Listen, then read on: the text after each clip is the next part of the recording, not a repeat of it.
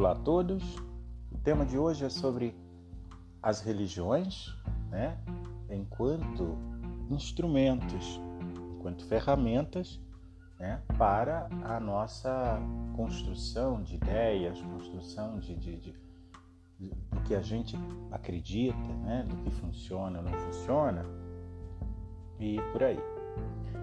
Bom, percebemos a importância dos ritos, dos mitos, das tradições, dos conceitos, das crenças, etc., mundo afora. Desde os tempos antigos, nós percebemos que essas tradições, essas crenças, esse conjunto de tudo isso, sempre existiu. As religiões, os sincretismos e etc. Agora, o que isso tem de funcional? Isso tem poder? Essa é a grande questão. Então eu tenho percebido, pelos meus estudos de Cabala, as minhas meditações, viagens astrais, etc., e os meus próprios cai e levanta da vida, eu tenho percebido, hoje o meu entendimento, estudando os poderes da mente, os nossos poderes, estudando a vida sagrada de tudo, que não existe poder nessas tradições, não existe poder em lugar algum, não existe poder em nenhum lugar a não ser na nossa mente. O poder é único e ele está dentro de nós. O poder está dentro de nós. E tudo é isso, É um único poder que flui de forma contínua através do alto, do alto do nosso ser, do cosmos. Agora, a gente vai dizer o seguinte: bom, você toma uma aspirina para uma determinada situação, para uma dor, e a aspirina funciona. Por que funciona? Você coloca uma erva, um unguento numa ferida e cicatriza. Por que cicatriza? E o que acontece? Quem cicatriza? A ferida cicatriza porque o unguento tem o poder? Ou existe algo dentro de nós que faz com que, através, já que foi colocado um unguento ali, haja uma cicatrização? Bem, então já é do conhecimento de todos, embora, quando eu digo todos, de forma consciente não, mas dentro, no interior de cada um, todos já sabem, que é a presença salutar, o nosso subconsciente, Deus, vamos dizer assim, há vários nomes, vácuo quântico, campo unificado, que faz com que tudo aconteça, que realiza a cura. É exatamente isso. Agora, temos que ver o seguinte. Então isso quer dizer, Márcio, que as religiões, quer dizer que os ritos, as religiões, os mitos e etc., os orixás, os santos, as coisas todas que vêm e curam as entidades, não têm poder? E isso significa que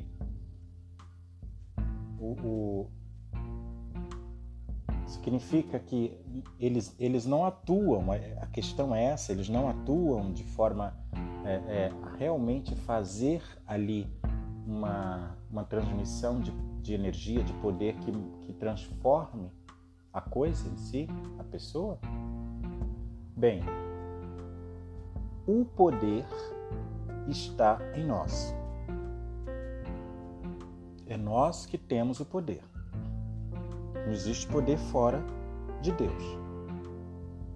Então, se uma entidade tem um poder de transformar algo,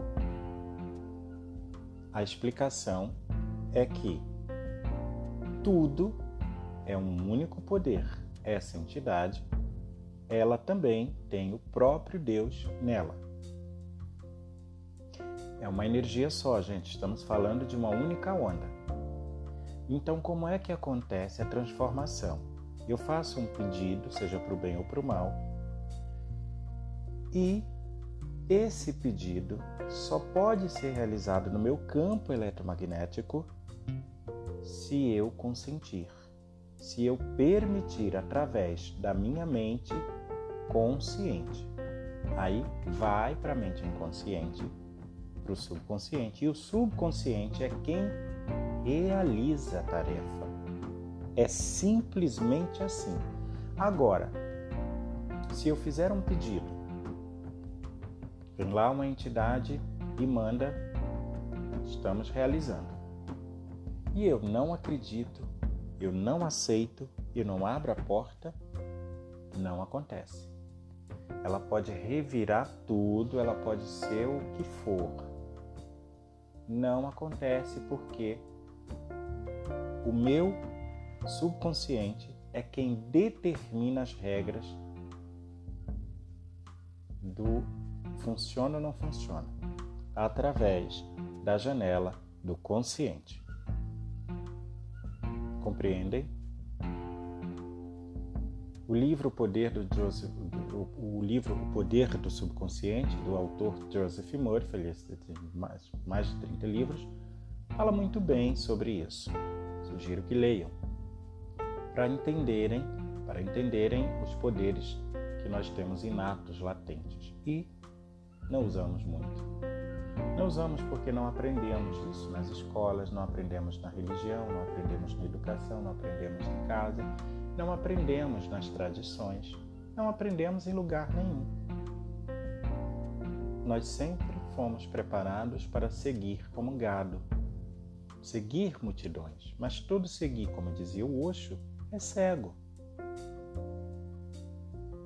Então eu comecei percebendo, né, quando eu ia nos rituais, nos grupos e tudo mais, eu percebia que o meu espírito já se comunicava comigo. Devido à minha mediunidade, desde cedo aflorada, já se comunicava comigo, praticamente dizendo, né, através da minha intuição, claro, que eu não poderia ficar muito tempo nos grupos, que eu precisava desenvolver sozinho e que eu não precisava de grupos, né? Então, como um médium, como um terapeuta, né, com vida de xamã em vidas anteriores, né? Tenho várias conexões. Hoje está aflorando cada vez mais os dons da cura, porque estou trabalhando, estudando e desenvolvendo, mas sempre foi me dito que tudo que eu iria desenvolver seria através do meu interior e que eu iria passar por muitas transformações, muitas dores, muitas agonias, pisar em pedrinhas perigosas e etc., mas que eu teria que fazer isso só. Então, eu começo a minha saga de desenvolvimento aos 13 anos de idade, quando eu sofro uma experiência de vida quase morte.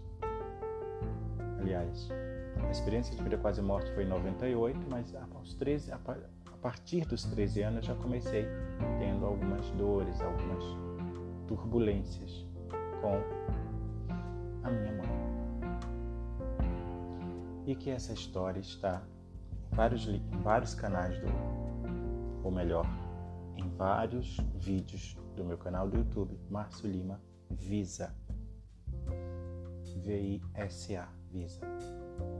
Bem, então essa é a minha visão sobre essa questão. O Joe Goldsmith também, com o Caminho Infinito, mostra claramente que o poder que existe é apenas o poder de Deus que está em tudo, sobre tudo, e que só acontece a cura quando há convicção, quando há crença. na pessoa que emana e na pessoa que recebe. É preciso haver uma conexão que a física quântica vai chamar de colapso da função de onda. Veja, é possível nós explicarmos tudo através da ciência, através da física, através de tudo que existe. Tudo que existe é sagrado, tudo que existe está interligado. Sugiro a leitura do livro Mentes Interligadas, de Giner Radin, para entenderem melhor sobre as conexões, as informações remotas, o teletransporte e como é que nós nos comunicamos com o outro lado, que em última instância não existe dois lados, não existem dois lados, existe apenas o lado espiritual. O lado material é simplesmente uma holografia, uma plasmagem, uma energia congelada. Nós já sabemos disso. Bem, então, como ponto final desse discurso, o que acontece com todo esse conhecimento? Acontece que, se você percebe que você tem o poder de transformar, de realizar, de curar, de matar, de abençoar, de amaldiçoar, você tem o poder de florir o mundo com a beleza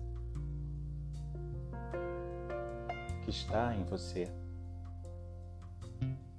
Então você tem uma ferramenta muito poderosa dentro de você. Então você é um ser extremamente sagrado, você não é profano. E você é profano no momento que você acredita nisso. Até você parar de acreditar. Enquanto você acredita no mal, na doença, nas pestilências, na morte, na escassez, na falta de dinheiro, do que seja, tudo, coisas que não honram o poder divino, então você pode olhar para a sua vida e dizer que isso está acontecendo, mas está mesmo, porque a mente cria uma realidade e materializa. Mas isso não quer dizer que é real. É real para você. E um exemplo claro, você, por exemplo, o dinheiro. Você diz que é difícil ter dinheiro, mas tem o outro que já está nadando em dinheiro. Você está doente, mas tem o outro que, com a mesma situação, com o mesmo tipo de doença, conseguiu se libertar, conseguiu se curar. Enfim, são muitos os exemplos. A situação é única e os pontos de vista são milhares. Assim como Deus é único e os pontos de vista sobre ele, cada um tem o seu Deus dentro de si, e é esse Deus de cada um que está criando a sua realidade. Então, voltando aqui, a planta não tem poder algum. Nós é que damos poder à planta. A água não tem poder algum. Quando ela entra no nosso corpo, o nosso subconsciente é quem realiza a sede. A cura da sede. Mata a sede. Sacia a sede. Quando a aspirina entra no nosso corpo, é o nosso subconsciente que atua. Como já disse. O médico opera, mas quem cura é Deus.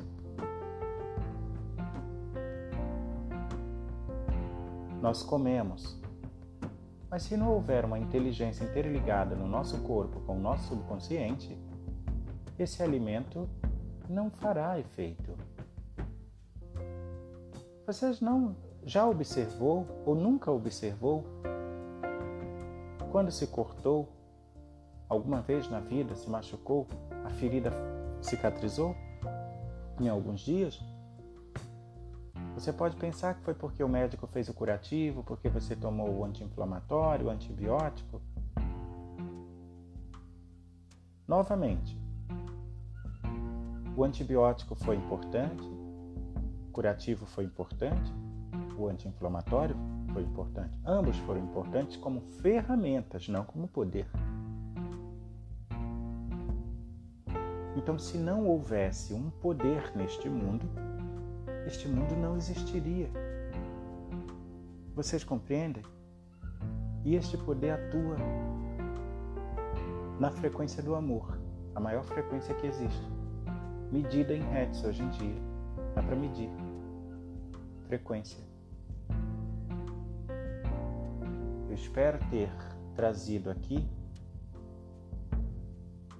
a todos um esclarecimento, de modo geral, sobre todos esses temas que são tão vastos, tão ricos e tão desentendidos. Porque nós olhamos para um santo, para uma entidade, para uma coisa, e nós achamos que ele é o poder, que ele tem o poder, que é ele que está curando, ele está pondo a mão sobre nós e está curando. Quando, na verdade, temos somente que alinhar a coisa certinha ali. Eu posso colocar a minha mão sobre o corpo de alguém. A mão na Bíblia significa o poder de Deus. Eu posso colocar a mão sobre aquela ferida, sobre aquela pessoa e orar ao poder supremo que está em mim e está nele, pela restauração do corpo dele, do espírito. Eu estou basicamente pedindo que o espírito dele, que é o próprio Deus, que também está em mim, que não conhece a doença, fale a verdade para ele. Revele a verdade para ele. É assim que a cura acontece. Fora isso, não acontece. Então você já sabe a essa altura o motivo pelo qual muitos não se curam, embora tomem remédios, embora façam cirurgias, embora a coisa volta. Tira o câncer volta, porque a crença na doença continua lá dentro. No momento que você acreditar que não tem doença, que não tem morte, que não tem escassez, que não tem nada disso, evidentemente, como diz o Salmo 91, você vai pisar em cobras venenosas, você vai passar pelo vale das sombras, por milhares de situações, e você não vai sofrer nenhum dano. Nenhum dano. Porque você só tem aquilo que você acredita. Compreende isso? Compreende, gente, isso? A gente só tem aquilo que a gente acredita. Se eu tenho saúde, eu acredito em saúde. Se eu acredito em saúde, é saúde que eu terei. Não importa se eu tomar uma água poluída, comer uma fruta, sei lá o que for. Portanto, esses medos de gripe, medos de vírus, medo de não sei o que externo, só mostra que nós acreditamos em dois poderes, em Deus e nas doenças, ou no que quer que seja além de Deus. Vejam isso, reflitam sobre isso. Porque quando nós chegamos nesse estágio de consciência, nós precisamos entender, para fechar este discurso, nós precisamos entender que nada mais nos atormenta. Nem a vida, nem a morte, não temos apegos desnecessários. E tudo que nós tocamos, nós abençoamos. Nada é pecado, nada é selvagem, nada é profano, se nós não colocarmos a nossa mente dessa forma. Eu posso pegar uma arma e usá-la de modo sagrado, sei lá, para qualquer coisa que não seja para matar o outro, para matar o animal. Vou descobrir quais são as funções de uma arma, uma faca, por exemplo, para cortar uma carne, um alimento. Qualquer coisa pode ser uma arma. Uma maçã pode ser uma arma. Qualquer coisa. O sagrado não está na coisa, compreende, gente? O sagrado está em como usamos a coisa. Se um ladrão, um atirador, um assassino recobra a consciência e entra nesse conhecimento, nesse poder, se lembra que ele é sagrado, que ele tem um poder, que ele veio aqui para amar, porque ele é amor, imediatamente ele larga a espada, ele larga o perverso e o profano. Ele para imediatamente de praticar o ato insano e se regenera, se restaura. Ele se restaura por ele mesmo. Vocês entendem? Então nós ficamos esperando um Deus que vem de algum lugar, que está em algum lugar. Nós vamos às igrejas, os templos orar. Nós vamos nas águas, nós vamos na terra, botar a mão na terra e pedir a terra. Não tem nada errado nisso. Vejam bem. Abram os corações. Observem o centro do cardíaco de vocês para poder entender esse mistério. Controlem a mente, acalmem a mente, evitem o julgamento, porque só assim vão poder acessar essa mensagem. Eu já sei que uma minoria está pronta para acessar essa mensagem, mas está tudo bem, é assim mesmo. A jornada do autoconhecimento é infinita. Eu toquei algumas pétalas dessa flor e já fiquei extasiado de amor. Já queria levar para o mundo inteiro, mas compreendi que não é assim que funciona. Eu continuo me curando, assim como todos vocês. Eu continuo nessa jornada. Na jornada do amor. É sempre um equilíbrio. Sempre mais um segredo que me foi revelado. É sempre um equilíbrio. Não é Deus nem o diabo. Não é céu nem o inferno. É o equilíbrio. Você fica entre um e outro. Você fica no meio. Imagine uma ponte. Você tem a esquerda e a direita como abismos.